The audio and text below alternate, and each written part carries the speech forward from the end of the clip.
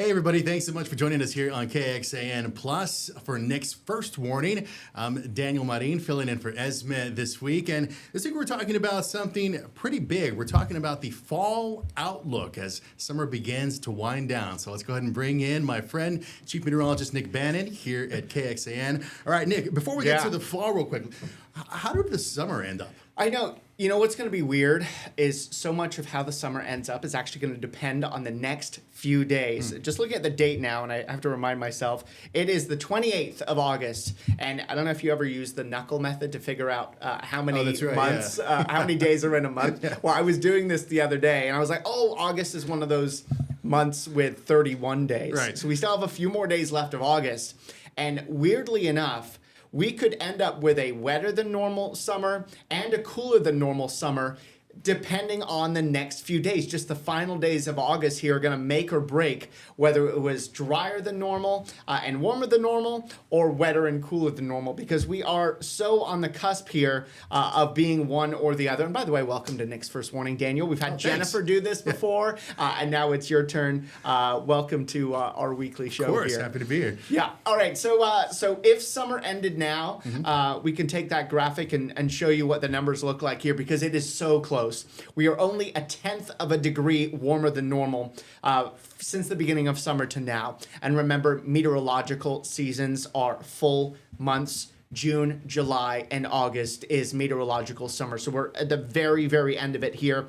An average summer temperature, when you factor in the morning lows and afternoon highs, is 85.1, and we've been at 85.2. So very close to normal, but technically above normal. And then rain. Of course, early July had historic rainfall in the hill country, and while the Austin Metro got some of that heavy rain as well, certainly a significant reduction in those rainfall totals in early July for Austin compared to the Western Metro and into the hill country. So yes, it was wet for us in July, but not wet enough to put us above normal for rain as a guarantee here for the summer. We've had a little more than 8 inches of rain, but 0.29 inches of rain below what is a normal summer. That's why I mean that the next few days are going to make or break where summer ends up, because if we got a third of an inch of rain here through the weekend, then it's a wet summer, and probably a cool one as well, with the rain coming in and cooling us down. So we're going to be right on the edges there of either our summer outlook. If you remember seeing that, Daniel, we said, oh yeah, it's going to be a hotter and drier summer. We will be right if it ended today. We will be wrong here as it ends over the weekend, as we expect we'll probably get more rain than that, and it'll probably cool our temperatures down. So we'll see how it ends up, and it's still just a few days left of meteorological summer. So how is next month looking when it comes to rain? Yeah, so we got a new September outlook, September being the first month of meteorological summer. And here's the outlook from the Climate Prediction Center. They will issue a final update to this outlook here on the final day of August. So this is their preliminary September outlook. And Austin's right on the line there between being a near normal September for rain and being a drier than normal September for rain. Literally the division lines of where the odds are cuts right through the city. So generally speaking, probably leaning a little drier than normal for most of central Texas, but not potentially drastically so. And as we've been talking about, we may actually start the month of September rather wet if our forecast here through the weekend continues into early next week with more rain in store. Here's the temperature outlook for the month of September, and that one leans warmer than normal as well. In fact, it leans quite a bit warmer than normal. The odds heavily in favor of temperatures being above average for the month of September. So above normal temperatures, below normal rainfall, but all it takes is one soaking storm sometimes to blow that drier than normal rainfall forecast out the window. So when it comes to the numbers, though, what exactly is normal for September? Yeah, so it's a cooling month for us, but it doesn't mean that it's a cool month. We do see average highs dropping from the mid-90s at the beginning of the month. Of course, we're probably going to hit triple digits here today. So still, we're going to wrap up August here with still some heat around. But then by the end of September, our average high drops rather significantly into the 80s, and our lows drop out of the 70s into the much more tolerable 60s. So I think from the beginning of September to the end of September, usually we notice a lot of changes in this cooling trend that so many of us are probably looking forward to. But it does still make it the third hottest month of the year, and we average about 3.5 inches of rain, which makes it the fourth wettest. So it is a month that we do typically get some beneficial rainfall as well in the month of September. Really looking forward to that because I guess September is kind of the transition month. The reason I know is I don't have to wake up as early to walk my dog. Yes. You know what I mean? Because lately I've been getting up super early because it gets so hot so soon. So yeah, a drop into the 80s and then to the 60s overnight, that's nice. So what you're saying is everyone's going to notice a more refreshed Daniel. He's going to be able to sleep in every single day. And you're going to see you're so bright-eyed and bushy-tailed, as they say. Right. Yeah, good. Well, your pup's going to get a later walk in the morning then, yes. And now that being said, we can still get heat in September. Okay. And last year, I don't know if you remember, we even had triple digits in October. It was some of the latest, if not the latest triple digits we've ever had came last October. So some are not done yet. We average way fewer triple digits, though, in September than we do in August. August averages 13. September averages just 3. So still some heat ahead, but not nearly as much of it as we've had. And, of course, many people will say that this summer really wasn't all that bad from a heat perspective especially. Continuing with this fall outlook, and by the way, you have your blog right now on KXAN.com. How are we looking when it comes to rain? Yeah, so let's dive into it then. As we've sort of mentioned, as far as meteorologists go, we break down those seasons into full months. Now, most people think fall begins September 21st. That's astronomical fall. Meteorological fall begins September 1st and runs throughout these whole full months, September, October, November. That's meteorological fall. This is done, by the way, so that we're very easily able to compare one season versus that same season in a previous year because you're comparing the same dates each and every time rather than astronomical seasons, which have dates that fluctuate a little bit. So that's why we do that. But this is the outlook for fall, and it very much mirrors the outlook for September in many ways. Drier than normal, with Austin barely sneaking into that drier than normal area, and then near normal as you get southeast of Austin, and then it's not wetter than normal until you get out into the southeastern states. And in fact, for those curious, we can broaden the map and show you what the rest of the country looks like. And that near in fact, drier than normal area really focuses around the Four Corner states and the surrounding states to that. So there's a big area expected to get less rain than normal. And then the southeastern U.S., including just about all, in fact, all of Florida, expecting a wetter than normal fall. What about temperatures? You want to guess? Warmer. Warmer. It feels like the outlooks are always warmer than normal. And that is true here too. And in fact, every single state, just about, not entirely, but almost every state in the U.S.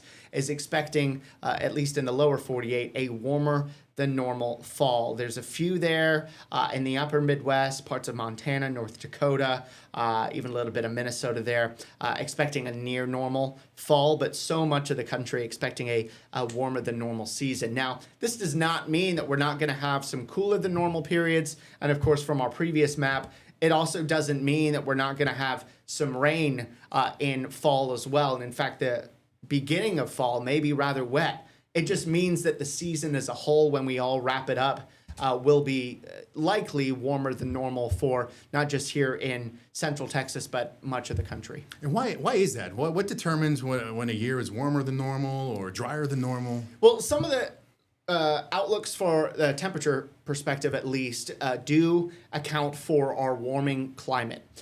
So you have to have a pattern on the way that would make it not just cooler than normal, but help to offset the warming effects of a warming climate too. And fall is going to be our transition season as we end this ENSO neutral pattern that we've talked about on this exact show several times as we transition to a typically warmer and drier than normal winter pattern that's going to be ahead. As far as the outlooks here, why are we warmer than normal? That warming climate has an aspect to it too. And then as far as why we're going to be drier than normal in certain areas, the general expectations are that the storm track in the jet stream is just going to miss certain parts of the area more regularly, taking the rain along with it. Perhaps dominant high pressure to the northwest of us would do that sort of thing. And then still some activity in the Gulf or the Atlantic, given that we've got warmer than normal water temperatures across much of those areas, may indicate some wetter conditions for, say, the southeastern United States that may be a little more prone to either tropical system or just some of those sea breeze showers and thunderstorms that they usually get. Gotcha. Okay, so warmer than normal for fall. What kind of temperature highs are we talking about? Yeah, so September, still a warm month and sometimes a hot month. We average highs of 91 when you account for the mid 90s that we mentioned is how September averages at the beginning to the upper 80s, which is how it ends. So overall, September averages with a high of 91. October averages a high of 83, and by November, we average with a high of 72. So fall is actually our most rapidly cooling season when you look at a month-to-month basis of where those average temperatures drop. By winter time, we're sort of leveling off on the cooler side of things, but fall, we're really noticing significant changes on average anyway, week to week and month to month, from September in the 90s to November in the 70s. You're really going to notice those more rapid temperature drops on the grand scheme of things, but week to week, of course, we can have our fluctuations. Lots of times it seems like Halloween is kind of like the switching point, like the light switch. Yeah, like it's like, oh, what's Halloween going to be like? Is it going to be crazy warm or is it going to be windy, cold, and wet, right? Right, yeah. And then, of course, that has an impact on what sort of costume your kids end up wearing and all that sort of stuff. Do I go out? Do I not go out? If Halloween's not on a weekend, do I just wait for the weekend to go out if the weather's going to be better? Often around that time, you can flip that switch and start entering the typically cooler weather that we get as we get into the end of October and into November. Okay, so fall, you're saying drier. What are the average rain? What's the average rainfall like in the fall? Yeah, people think about our severe weather season as being in the spring, and it is. Spring is our wettest season, but not by a lot is spring our wettest season. Fall actually is a very close second wettest season. We average almost 3.5 inches of rain in September. We average almost 4 inches in October. In fact, October is now our second wettest month of the year. It used to actually be June being our wettest month of the year. But then every 10 years, the National Weather Service updates their averages. They shift the 10-year look-back period or the 30-year look-back period up 10 years to account for the more recent decade. And one of the interesting switches lately is that June is not as wet as it used to be, say 10 years ago, and October is now trending wetter. So October, second wettest month of the year, and it's the wettest month of the fall season. And then as we get into November, we're starting to head into that, what is usually our driest season of the year, which is winter. So we see more of a cutoff in the amount of rain that we get in November. So early November, that first half of November is usually wetter than the second half as we start to dry out and head into our driest season, which is winter. It seems like the heat always kind of resets my memory. So jog my memory, when do we start to see freezing temperatures? Does that happen in the fall or is that later? Yeah, so it can happen either in the late fall or in the early winter. Okay. It's sort of right on the cusp. Our average first freeze in Austin at Camp Mabry is like December 3rd or 4th, somewhere around there. But it's typically right end of November, early December. And then in the hill country, the average first freeze is almost a month earlier. We can get those late October, early November freezes there in the hill country. And then we don't really start to see more freezes until later in December and especially in January where we get the most. But so we can still get them though in November, and that would mean technically getting our first freeze in the fall season. But most of our freezes happen in the winter time, December 3, January 5, and then February 2 freezes. Now, it wasn't last year, but it was, I think, a year or two before that. We didn't have a freeze until January. So we got through fall and all the way through December without any freezes in Austin. And our latest first freezes ever in those colder month seasons actually waited several days into January. Does how hot the summer was determine when the freeze can be, or are they related at all like that? I would have to do some digging on that. I would suggest that not necessarily. Okay. How hot the summer is and how warm the fall is can have an impact when it comes to any winter weather impacts that we get in the winter. Because if the ground is warmer and you get freezing rain or snow, then you're less likely to have sort of wintry weather impacts, especially earlier in the season. If we were to get a December winter weather event, it would probably be less impactful if the ground was still warm from a warm fall or a warm summer. But as far as the weather that's actually coming down from the sky in the winter, I'd have to do some digging. But my guess is that summer's weather doesn't necessarily have an impact on the weather that we get at the end of fall and into winter. Gotcha. Okay. Another big question is a lot of people look forward to the changing colors of the fall. That's what makes it feel like fall. Yes. Nice and cozy to see the leaves all red and yellow. When does that start to happen? Yeah, Daniel, before I was in Texas, I lived in Massachusetts for 10 years, and everyone, raves about the fall foliage. They either stay in Massachusetts and enjoy it, or they drive up north to Vermont. Sure. Pilgrimage there. You know what they call those people? Leaf peepers. Leaf peepers. Yes. Some actually travel from all over the country to go to New England to peep on the leaves. Yeah. It's an official term.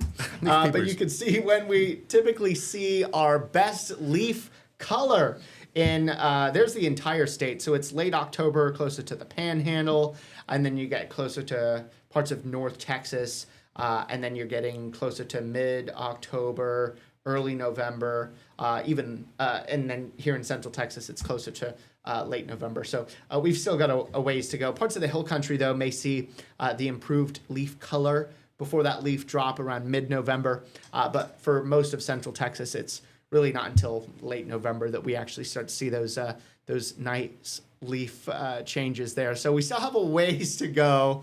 Really, for us, the leaves change almost by the time we get into winter is when we start to flip that switch there.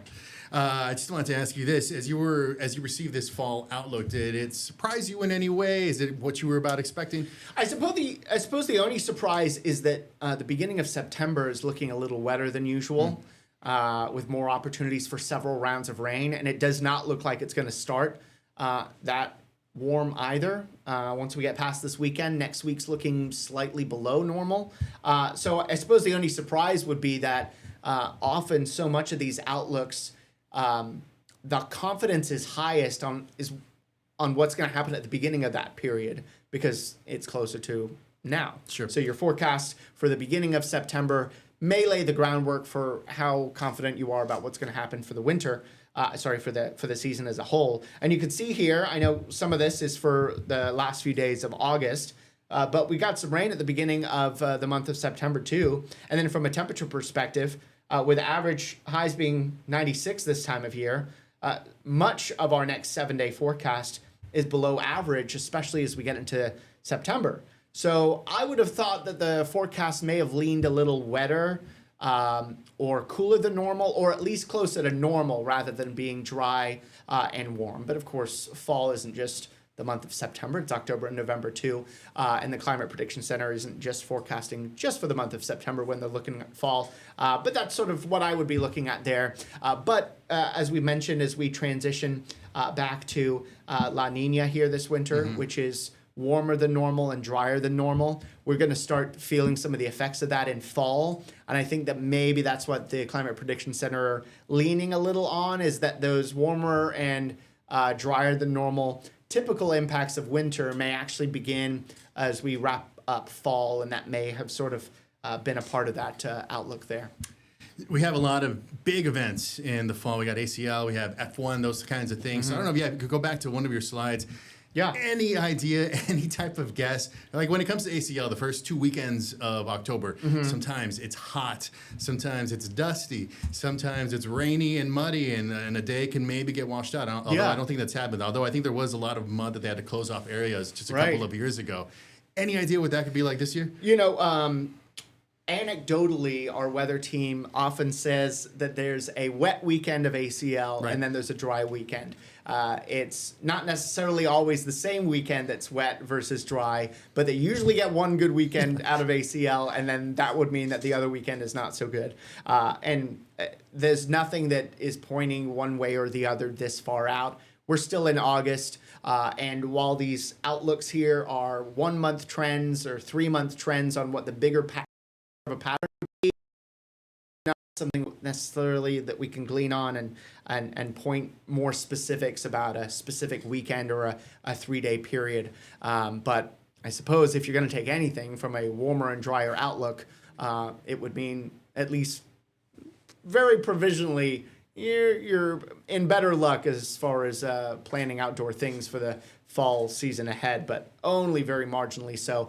These outlooks are for the season, not for a specific weekend. You can still get some cool weekends. You can still get some wet weekends or wet days of the week too, even if the season does end up being warmer than normal and drier than normal too. But we'll be watching it for you. Sure, of course. We've got a very active week ahead. Of course, it's Labor Day weekend this weekend. Yeah. People are thinking about that too. Some rain around here how for the is that coming looking? weekend. Yeah, it's looking rather stormy at times. I don't think it's rain every day type of weather. But Saturday, showers and storms later in the day. We may even get a few late tomorrow. Sunday's looking to be the wettest day.